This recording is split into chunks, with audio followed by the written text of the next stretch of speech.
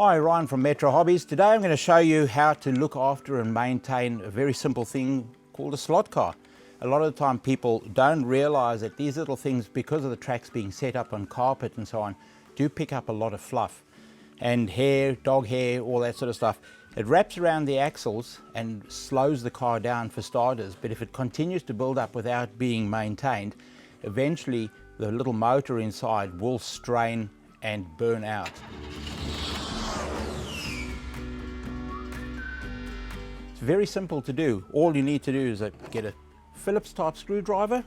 You've got 4 screws. 90% of the cars have a 4-screw setup.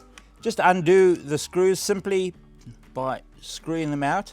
And a good idea is to have a bowl or a cup or something to put the screws in, because they are fairly small and you don't want to be losing them. Okay, and then gently separate the body and the chassis.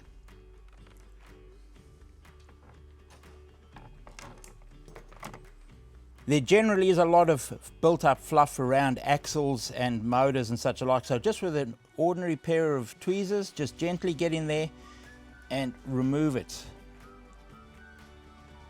No special skill required, just get as much of the dust and fluff as you can away, and paying particular detail to the axle and motor area, because that's what causes most of the problems. When this fluff gets caught inside the gears,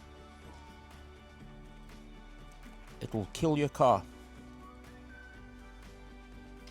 This is what can accumulate inside your little slot car just after 2 weeks of use.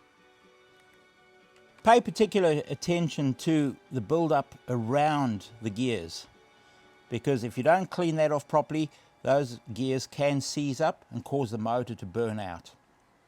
While you're doing maintenance on the car, pay particular attention to the pickup braids. Make sure that they're not getting too fluffy. If they start opening up like this, there is a risk that metal can touch from one side to the other, and that can stop the car going. An easy way to clean them up is just to get something hard and just pull back on them, and it'll make them go back into line and they'll look nice and new and work properly. If you don't have a compressor or something that blows forced air, just blow on it to ensure that nothing is trapped underneath the circuit boards. Give a final inspection and then reassemble. Just carefully slide the body back onto where it belongs. Make sure that everything's lined up around before you put the screws in, and then carefully, one at a time, replace the screws. Do not over tighten, as this could be a problem as well, because then the screws will strip and fall out on the track.